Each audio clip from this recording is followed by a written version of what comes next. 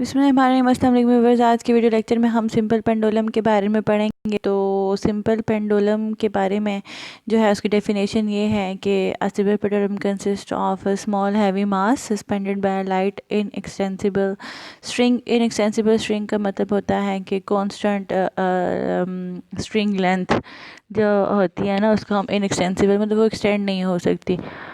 तो when such a pendulum is displaced from its mean position, it start oscillating to and fro about the mean position। ठीक है, तो जैसे कि ये देखो, तो इस पेंडुलम की ये वाली मेन पोजीशन है। जब आप इसको मेन पोजीशन से डिस्टर्ब करते हो तो ये मेन पोजीशन के इर्द गिर्द वाइब्रेट करना शुरू कर देता है। ठीक है, तो l is the length of the pendulum which is sum of the length of the string and the radius of the metallic bob. ठीक है, तो जो लेंथ होती है ना इसकी पेंडुलम की, वो एक्चुअली होती है, ये होती है ना लेंथ, और ये बॉब है। तो ये जो कंप्लीट लेंथ होती है it is equal to length plus radius, तो ये कंप्लीट मिल के लेंथ ऑफ द पेंडुलम आ जाती है। ठीक है, और T is the tension in the string है। टी जो है ना, ये क्या है, स्ट्रिंग में टेंशन है। अब क्या हुआ कि let the Bob of pendulum of mass m is m having weight w is displaced from the mean position o towards a। तो यहाँ से a पॉइंट पे इसको आपने क्या किया, डिस्प्लेस किया। तो we have resolve w into its component. w को जो है वो कंपोनेंट्स में ना रिजॉल्व किया है। ठीक है, एक जो इसका कंपोनेंट है वो क्या है,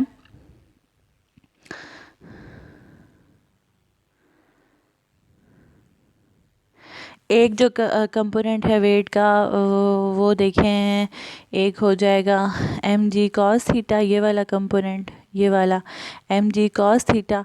और जब ये वेट का कंपोनेंट इस साइड पे आएगा तो ये एम जी साइन थीटा, और ये एक्चुअल वेट कंपोनेंट है। ठीक है, मतलब कि अगर आप समझो ना इसको, तो ये है ना, यहाँ से आपने इसको डिस्प्लेस किया, इधर लेकर आए हो, तो ये वेट है, ये बेसिकली वेट फोर्स है जो कि इस डायरेक्शन में है। तो अब आप इसके दो कंपोनेंट्स बनाएंगे इस तरह वाले। तो ये हो जाएगा एम जी कॉस थीटा वाला कंपोनेंट हो जाएगा एम जी कॉस थीटा, और ये जो होगा, क्योंकि यहाँ पे एंगल बनेगा तो थीटा के सामने हमेशा जो साइड होती है ना वो होती है एम जी साइन थीटा के साथ। समझ आ रही है? ठीक है, तो ये इस तरह से इसने ये बनाए हैं, एक एम जी साइन थीटा, एक एम जी वेट फोर्स है, और ये एम जी कॉस थीटा है। ठीक है, ये लेंथ ऑफ द पेंडुलम है। बस जस्ट आपने इस डायग्राम को ना देखना है, इस वाली को आप छोड़ो, ये जो वाली ना y माइनस वाई की, इसको छोड़ें, सिर्फ ये डायग्राम आपने देखनी है। अब इस डायग्राम के हम मैथमेटिक्स करते हैं। तो कहता है कि we have resolve w into its components. कर दिया हमने components. The component of weight w x minus M g cos theta is acting downward. ठीक है, तो अब जो वेट का कंपोनेंट है ना ये वाला, वो क्या है, एम डब्ल्यू x is equal to m g cos theta. ये देखो, ये वेट फोर्स है, ये एम जी कॉस थीटा इसका एक्स कंपोनेंट है, और एम जी साइन थीटा इसका वाई कंपोनेंट है। ठीक है, तो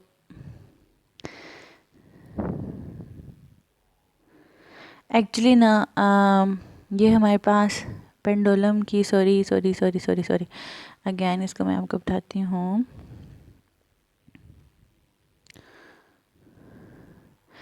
एक्चुअली ये हमारे पास ना ऐसे होती है, आपने इस स्ट्रिंग को डिस्प्लेस कर दिया, इधर लेकर आ गए, तो इसका जो वेट फोर्स है ना, वेट एम जी, वो इस तरह से हो जाएगा, इस तरह। वेट तो हमेशा डाउनवर्ड ही होता है ना, लेकिन इसका एक कंपोनेंट इधर हो जाएगा और एक कंपोनेंट इधर हो जाएगा। ये जो थीटा है ना, बेसिकली थीटा के बिल्कुल सामने हमेशा एक तो ये वेट फोर्स है ना एम जी वाला, ये, और ये इसको मैं कैसे लिखूँगी, इस लाइन को एम जी साइन थीटा, और थीटा के जो बिल्कुल साथ होता है उसे हम कहते हैं एम जी कॉस थीटा। तो ये जो एरो लगाया हुआ ना, ये वाला, बेसिकली ये जो कंपोनेंट है ना, ये वाला, इसके पैरेलल में यहाँ पे कंपोनेंट ड्रॉ कर सकती हूँ। और मैं कह सकती हूँ यहाँ पे बॉब थी ना, तो मैं क्या कह सकती हूँ कि ये जो है ना एम जी साइन थीटा, ये वाला कंपोनेंट, ये वाला और ये वाला एक पैरेलल में हम ड्रॉ कर सकते हैं, क्योंकि मुझे पता है कि इस तरफ जो वेट का कंपोनेंट है वो एम जी साइन थीटा, ये कहाँ से पता चलेगा, यहाँ से पता चलेगा। तो ये है इस तरह से। तो अब जो कि वेट का जो डाउनवर्ड कंपोनेंट है वो एम जी कॉस थीटा है, is acting downward to the tension in the string. तो T इज़ इक्वल टू डब्ल्यू x is equal to m g cos theta. अब टेंशन जो है ये देखो आपको नज़र आ रहा होगा, तो ये टेंशन और अपवर्ड वेक्टर ड्रॉ किया हुआ है, और ये जो वेक्टर है ये वाला, ये एम जी कॉस थीटा, तो ये दोनों वेक्टर्स एक दूसरे के equal in magnitude but opposite in direction है। तो इस वजह से देखो इसको लिखा हुआ है कि tension is equal to m g cos theta and there is no motion along the x axis में तो कोई मोशन नहीं है ना, ठीक है, मोशन ओनली वाई, ये वाला जो कंपोनेंट है ना इस डायरेक्शन में है, ये डायरेक्शन ऑफ मोशन है ये वाली। तो फिर कहते हैं the only force acting on the Bob is its weight and it's component producing motion in the Bob. ठीक है, जो कंपोनेंट वेट का जो कंपोनेंट बॉब के अंदर मोशन प्रोड्यूस कर रहा है वो एम जी साइन थीटा है। एम जी कॉस थीटा कोई एक्सेलरेशन इसको नहीं दे रहा, क्योंकि एम जी कॉस थीटा को बैलेंस कर देता है टेंशन, मतलब ये फोर्सेस इक्वल इन मैग्नीट्यूड हो जाती हैं but opposite in direction, so they cancel out the effect of each other, so net force along this one direction is zero, so only the component which is producing acceleration, which is producing motion in the bob is mg sin theta. So we write here as wy is equal to mg sin theta and the bob vibrate in the direction of wy. So f applied is equal to f restoring force। अब आपको पता है कि जब यहाँ से यहाँ पे आप बॉब को लेके डिस्प्लेस करते हैं तो आपने फोर्स अप्लाई की और बॉब दोबारा अपनी ओरिजिनल पोजीशन पे आती है भी, और यहाँ पे जाती है, फिर इधर आती है, फिर इधर जाती है, तो वो एक्चुअली जो अपनी ओरिजिनल पोजीशन को रीस्टोर करती है, हम उसे कहते हैं रीस्टोरिंग फोर्स। के जितना आपने अप्लाइड फोर्स लगाई उतनी ही इसके अंदर रीस्टोरिंग फोर्स पैदा हो जाएगी बट अपोजिट डायरेक्शन में पैदा होगी। So F is equal to minus M G sine theta, ये जो रीस्टोरिंग फोर्स है उसको इसने एम जी साइन थीटा लिखा है, और एफ अप्लाइड को इसने सिंपल एम ए लिखा है, यहाँ से एम एम से कैंसिल हो, सिंपल हमारे पास A is equal to minus G sine theta आ गया है। ठीक है, तो अब एक मैथमेटिकल टर्म है, आपने इसकी डेफिनेशन या इसकी डेरिवेशन में नहीं जाना, बस एक मैथ्स में इसकी प्रॉपर डेरिवेशन होती है जिसमें वो ये बताते हैं कि when theta is very very small then sine theta is approximately equal to theta. तो आप यहाँ पे साइन थीटा की जगह ना सिर्फ थीटा लिख दें, तो इक्वेशन 1 जो है वो ऐसी आ जाएगी माइनस जी थीटा के इक्वल। ठीक है, बस आपने इसको इस वाले फार्मूला को डायरेक्टली यूज़ करना, इसकी प्रॉपर डेरिवेशन मैथ्स में, so you don't we have no need to calculate this ना। तो but when theta is very, ये सारी बातें मैंने कह दी। अच्छा, कहते हैं when theta is very small point B will be, where is point B, point B will be very near to point A and arc AB is equal to x। arc AB किधर है, is equal to x। Arc A B को यहाँ पे मेरे ख्याल से इसने इसको बी ले लिया, ओ पॉइंट को बी, तो कहता है कि point B will be very near to point A such that arc A B is equal to x. तो ट्रायंगल बन जाएगी ए, देखें ना ए ओ सी है ना, तो बी तो पॉइंट है ही नहीं, हम इस ट्रायंगल को कंसिडर कर रहे हैं ए ओ सी। तो आप बेसिकली ये कह लो कि जो ए ओ है ना it is equal to x. ठीक है, but theta is very small, point B will be very near to point A। तो x by L is equal to sine theta. आप यहाँ पे ये लिखें कि point A is very near to O। ठीक है, यहाँ पे करेक्शन कर लें, when theta is very small, इसका मतलब ये जो थीटा है ये स्मॉल कब होगा, जब पॉइंट B और पॉइंट A जो हैं वो एक दूसरे के बहुत करीब करीब होंगे। ठीक है, लाइक यहाँ पे ए आ जाएगा, थीटा स्मॉल हो जाएगा, और ये ए, तो कहना है कि ए और ओ बहुत करीब करीब हैं, थीटा इज़ वेरी स्मॉल, सो हम ए ओ को एक्स ले सकते हैं। ठीक है, ए ओ डिस्टेंस को हम एक्स ले सकते हैं। तो अब आप इस ट्रायंगल पे साइन थीटा लगाओगे तो साइन थीटा क्या आएगा, साइन थीटा होता है परपेंडिकुलर बाय हाइपोटेन्यूज। तो थीटा के सामने परपेंडिकुलर होता है, तो ये जो है एक्स के इक्वल है। और हाइपोटेन्यूज जो है वो आप जो लॉन्ग वाली लेंथ होती है ना, आपने उस साइड को ले लेना है, ठीक है। तो वो एक साइड लेंथ हो जाएगी। सो ये आपने इसको ऐसे कर लेना है। सो एक्स, तो since theta is very very small, so sine theta is equal to theta. So अब ये थीटा की वैल्यू आप यहाँ पे पुट करो, तो माइनस जी तो ऐसे ही रखा रहेगा, और थीटा की जगह आपने एक्स बाय एल लिखना है। सो ए इज़ इक्वल, अब जी भी कांस्टेंट है, एल भी कांस्टेंट है, तो आप जी बाय एल को ओमेगा स्क्वायर कह लें। There is no mathematical proof behind this. आप सिंपली, चूँकि आप हम बहुत सारी सिंपल हार्मोनिक मोशन की इक्वेशंस पढ़ ली हैं, तो ये उसी के ही कंटिन्यूएशन में है कि A is negative of x. तो ये जो कांस्टेंट है इसको आपने ओमेगा स्क्वायर लेना है, ओमेगा स्क्वायर ले लिया, ठीक है। तो A is equal to constant time minus X, so A is proportional to minus X. This equation shows, this is the equation of simple harmonic motion. So हम कह सकते हैं कि जो पेंडुलम है उसकी मोशन सिंपल हार्मोनिक मोशन होती है। Time period of simple pendulum कैसे निकालते हो, क्या आपको पता है? टाइम पीरियड का ये वाला फार्मूला होता है ना, time required, this is the formula for time period. मैंने बहुत दफ़ा करवा चुकी हूँ इस चीज़ को, तो दोबारा करवा देती हूँ कि T is equal, sorry, omega is equal to 2πf होता है। So omega is equal to 2πf को आप 1/t लिख दो, तो टी किस चीज़ के इक्वल आ जाएगा?